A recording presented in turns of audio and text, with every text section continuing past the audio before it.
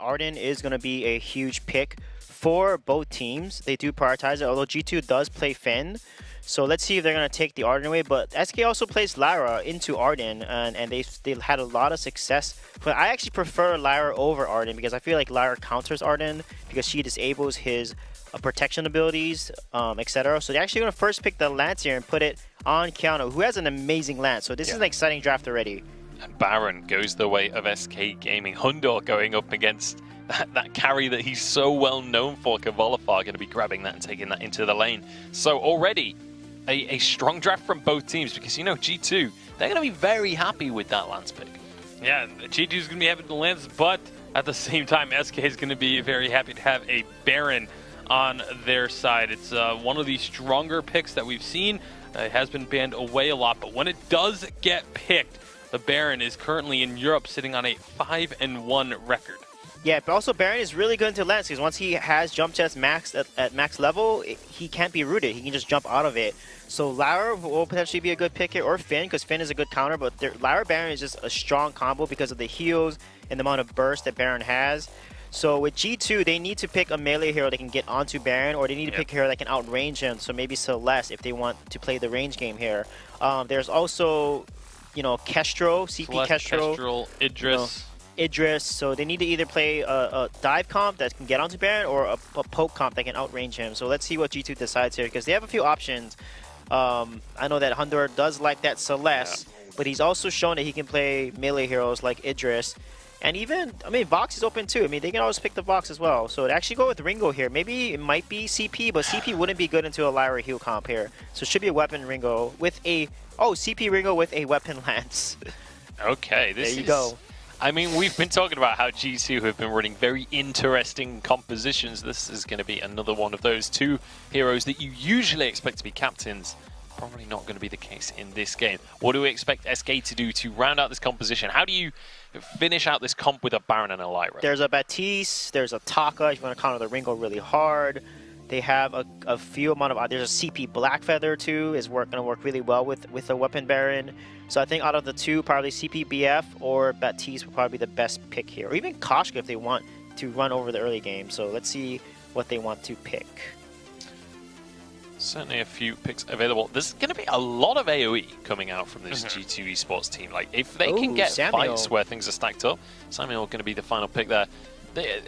G2 could, in theory, like, demolish health bars if they can get those clustered fights. But, you know, with a Baron on your side, as well as a Samuel, SK are pretty happy to take the clustered fights as well. Not only that, but it's Tyrus on Samuel, one of his most well-known heroes.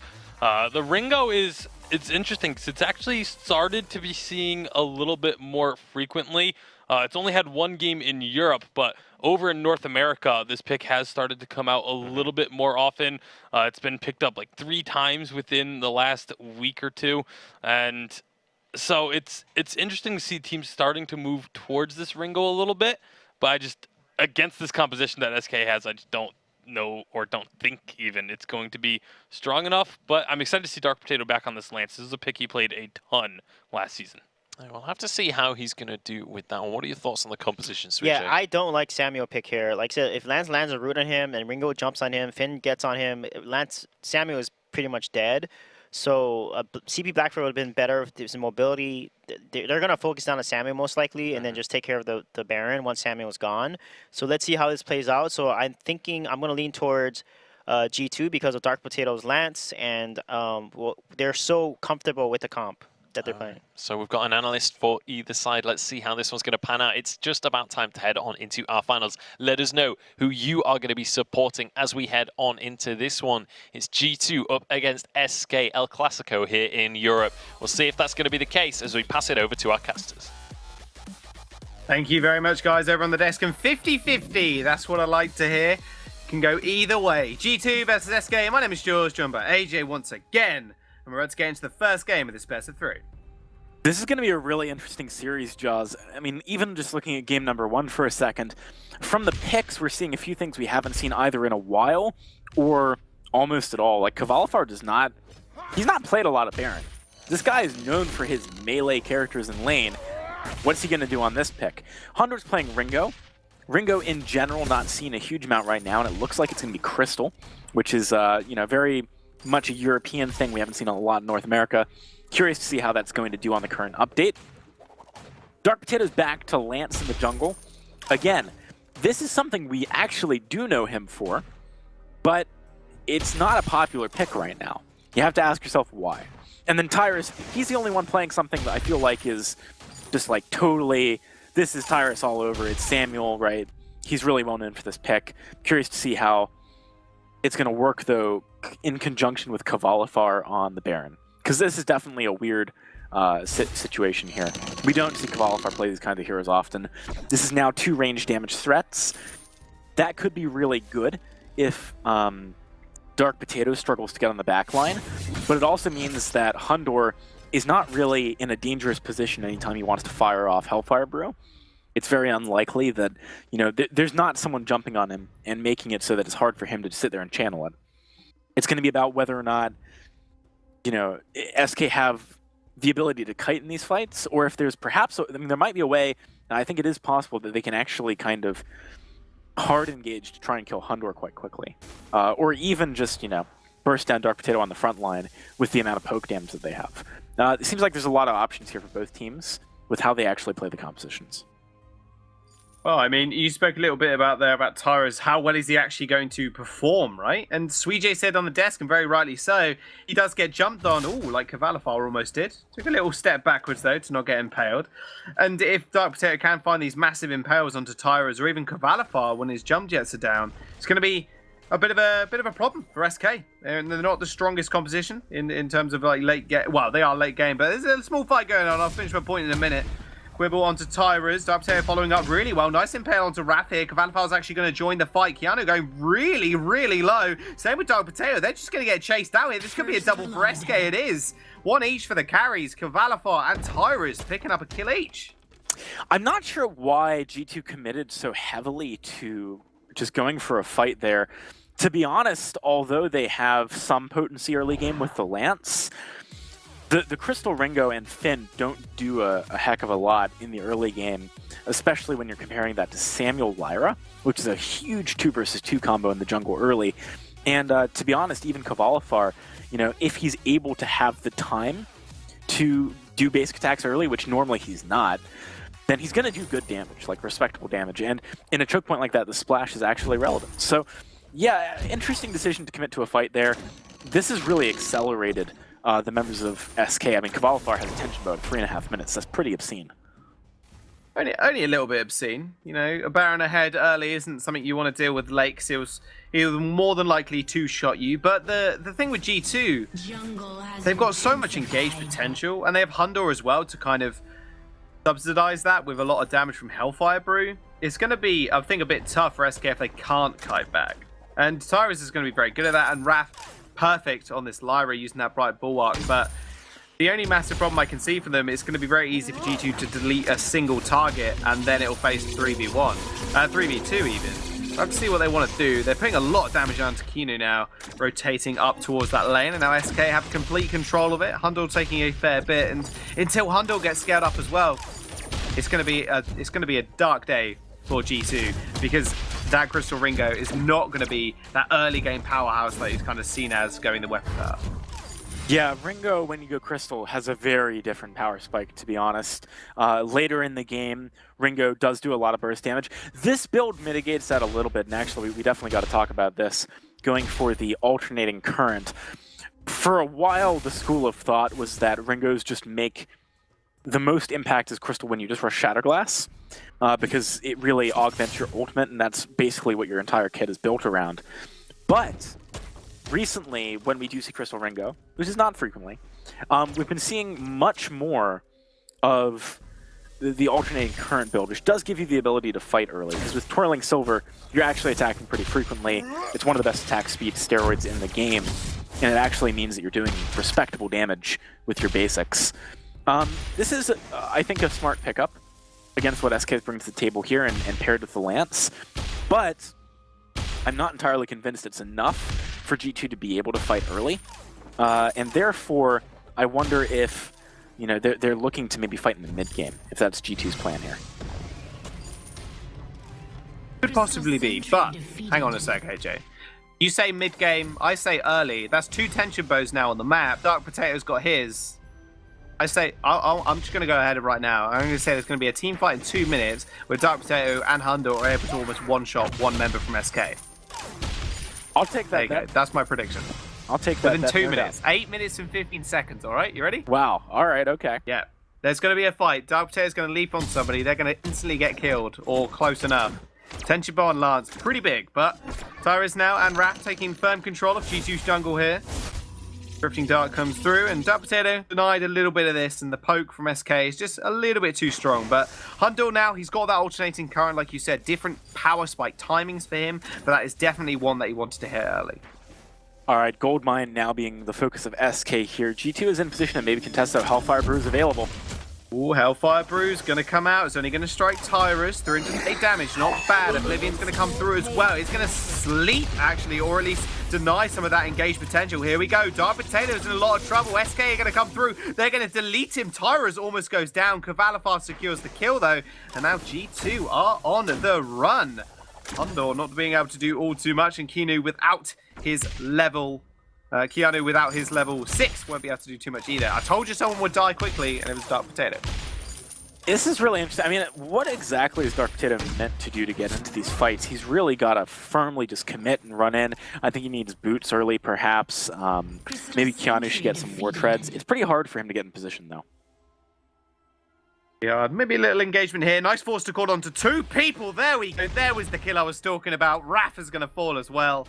Raph and Tyrus bite the dust, and now it's only Kavalifar to defend his jungle. Does take away the front healing camp, but hey, I told you, AJ, 2 minutes, and we hit it. You said 8 minutes, 15 seconds. Yeah, but between 6 minutes, I said. And Raph was already low. Minutes. Wait. Between. That's not how this works. That's not how you. Like, you don't go to the horse races and you're like, all right, I'm gonna bet on this guy to come specifically first, and then he comes in like top 3, and you're like, yeah, that was my bet. Like, okay. All right, whatever. Someone blew up. 2 people from SK blew up, and that's why I kind of predicted maybe. Hundo's have a broken myth, though. They've evened up the gold lead, almost. They're at about 1,000 right now in favor of G2. And now SK wandering down to the shop, and with a Sorrow Blade finished on Kavalifar, now he's starting to hit big. Yeah, Kavalifar is definitely doing some serious damage. Tyrus, as well, is in the same boat.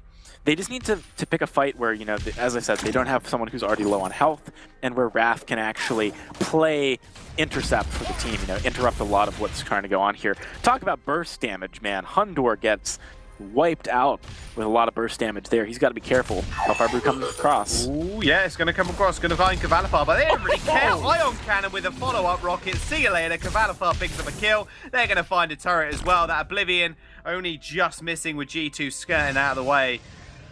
Burst damage from the tension bow. Pretty strong from Kavalifar. Man, this is absolutely insane damage coming out of SK Gaming. These are 2 picks that really do have a spike if you go for, like, especially if you go for this build that Kavalifar is going for. So, positioning from G2 needs to be perfect, and they need to be able to actually engage a fight and not give time to the side of SK to position so that they can just jump in and burst someone down. Because that's pretty easily happening at the moment. Burst damage from both of these sides is quite apparent, especially with Tension Bow. I kind of like Tension Bow being meta. I'm not going to lie, just because it's very comical to watch someone get deleted within half a second, and that's why Grumpjaw absolutely terrifies me. Devil Monocle and Tension Bow. I can't wait until that is actually fully meta on everybody, but it probably won't be. Raph's going to get found though. That Impale is going to miss because he passageways his way out. Nice little happy fingers on there. Does manage to get his way to safety. Happy Feet is going to follow that one up, but SK, they can't find... Well, no, sorry, G2 can't find a kill, but with that gold miner being quite hotly contested now, almost full, they're going to maybe look for something here. Tyrus is going to open up with a Drifting Dark. Dark Potato taking a fair bit of damage, has to combat roll away, and Kavalifar shooting a couple of rockets their direction as well, and that will mean gold miner, maybe to SK here, as 3 members of G2 are going to back. Yeah, this is definitely... a situation where G2, as I said, they need to be able to just engage straight away, or the poke damage, the sort of incidental damage almost that happens just by being near SK gets too much. So I think that G2 Vision is going to be critical. I know I mentioned this a lot, but especially with a Finn, you want to have vision so you can find the forced chords that your opponents don't expect. And in addition to that, I think Dark Potato, like I said, needs, in fact, what's he got here? Yeah, he needs to get one more level of his boots so he can just run in and actually set up a fight. Alternatively, they can try and play the game that they're trying to play right now and just play very slowly, but they have to dodge poke. They have to dodge skill shots, because then Hundor can turn around if they miss position and just land a big Hellfire drill. Oh, Hundor's not doing that right now, man. Oh, forced a cord. Oh, no, it's going to get blocked, right? Hundor takes half his HP, and the fountain actually had to get popped there from Keanu. Comes Cavalifar. Oh, takes a lot of damage from Dark Potato. They're going to root Tyrus. He has to kite back now. Nice Oblivion to segregate G2. They will be able to get that out. They will be able to get out alive. But blinking health bars and with Raph healing them up won't be too much of a problem. But SK, they make one little misstep like that, that could be the turnaround for G2. That was definitely the kind of fight G2 wanted to take. It was very snappy. They kind of just all went together. They synced up, right, with the ultimate coming out of Hundor. But at the same time, it just wasn't quite enough. I think maybe once Hundor picks up another item, perhaps a Shatter Glass, maybe it starts to shift. I mean, you got to realize that ultimate alone can win games if it lands at the right time. Well, Sweet J put it perfectly, didn't he? One person gets segregated or just even pinned down from the side of G2. They blow up and they fight the 2v3. But Hundor just, like you mentioned earlier and like you alluded to, needs to stop getting hit by these massive rockets coming out from Cavalifar and Tyros as well with Drifting Darks and on points. Be extremely, or Malice and Verdicts, I should say. Be extremely punishing to him. And now SK getting some vision down. It's going to be fairly important for them, especially when it comes to this mid-game. Haven't lost a turret yet either. You could say SK definitely in firm control of this game, and the pace is going in their favor. Monocle finisher for Cavalifar, Tornado Trigger up next. You could imagine Dark Potato failing that combat roll. That's embarrassing, because you're just going to go straight back to the base. Cavalifar picks up another kill. He's 4-0. Scary, scary Baron. It's kind of rough when you miss one combat roll and you instantly die. Like, that's when you know the opponents have too much damage for you to deal with properly. With that, finding the gold payout, I mean, it's not like they lost a huge amount from the kill, right? Because there wasn't a lot on the map for SK to leverage that into. But at the same time, that's the kind of thing which tilts you, right? Like, if I'm playing and I combat roll and I fail, excuse me, and I instantly die, that's the kind of thing which just tilts me right away. SK, they are definitely in firm control. They have a big gold lead. I think that if they aren't able to close the game within the next maybe 7 minutes, then Hundor gets to a point where he can just one-shot people, and that's pretty scary. But SK has a lot of room to breathe here. They've got a while to close this game out before it really gets to that point. Only pretty scary is the... Again, a little understatement, but hey, SK looking for a little bit of poke here. Keanu is just not too happy. They're actually going to go for this engagement. Force to Cord is going to find nobody because he dies already. Hundor is going to make his way out of the fight. Raph's going to chase him, and now Dark Potato on Cavalifar. He's easily going to take him out. Hundor going fairly low. There's the double kill. Where's the triple? Raph is just going to steal it away, or in fact, Tyrus does. SK find the ace. They're going to find maybe another gold miner. Maybe not because it's pretty low, but hey, they're going to find another turret at least. I really don't fully get behind the Lance pick here. It doesn't do a great deal in the later stages of the game, other than maybe keep people off of Hundor's Ringo. But the thing is, you can't actually keep Baron and Samuel off of someone. Like, their range is too high. Their ability to sort of damage your carry from outside your zone of influence is too easy. And as a result, Lance is kind of just sitting here in a lot of these fights, dying before anything happens. Because he wants to be on the front line, but he can't be. You know, he's not tanky enough. Githian Wall, sure, maybe that mitigates a little bit of damage, but you don't want to be popping in just for that. Maybe the window here, I almost think you could have gone proc Lance, Weapon Ringo, and tried to win early. Maybe that works. Going for the Crystal is just, you're staking so much on landing the Hellfire Brew. And that's really hard to do effectively and have it be as impactful as you need it to be. Here comes another fight. Oh, they're going to try. Cavalifar look in the sideline. Jump jets in. Bye, Hundor. See you later. Double, triple, quad rocket. Cavalifar deletes him. Keanu is next. Double kill. He's going to go down. Cavalifar is going to find himself another kill. SK let's be real with ourselves, AJ. There's no more need to commentate over these fights because they're always going to go in their favour. They might just look to end out the game here. There's only 2 turrets in their way. Such a dominating performance. And we said Kavalifar, no for these melee laners. Apparently, he can play Baron as well. Yeah, Kavalifar is definitely putting up a very strong showing on the Baron. I think a lot of space is being created by Tyrus' Samuel and Raf's Lyra, but at the same time, you know, this is a really tough composition to deal with unless you have hard engage. G2 just doesn't. They're trying to work with bad tools. And yes, there's that saying about a poor workman who blames them, but really, I mean, in this instance, I think you can. Right? Like, the draft was where things started going wrong. All of your eggs in one basket is bound to end in tears for G2, and that's what's going here. Now with the Kraken push, let's see if SK can just end things right here, right now. All your eggs in one basket will end up in a lot of crushed eggs or crushed dreams for G2. Force Chord's going to get blocked. That Kraken's still wailing down on that turret. Oblivion's going to come out. It's going to get blocked. And there comes the Iron Cannon as well to chunk out Keanu. Here comes the damage. Here comes the turrets. And I think G2 kind of more than happy to almost give this one up. That turret is going to fall. Kavalivar's going to focus the crystal. Raf's going to hit it as well. Tyra's, the Kraken, everybody is just going to have a field day. SK Gaming will take the first game off of G2 in this week's finals. You know, it wasn't quite to this extent, Jaws, but that was almost a foregone conclusion before it began. I really don't think G2 should have been playing the Crystal Ringo into that composition. Yes, it lets you compete with the sort of threat range of your opponents because you're playing against a Samuel and the Baron, but you can't do nearly as much from that range, and no one else on your team can do anything from that range. So what happens, right?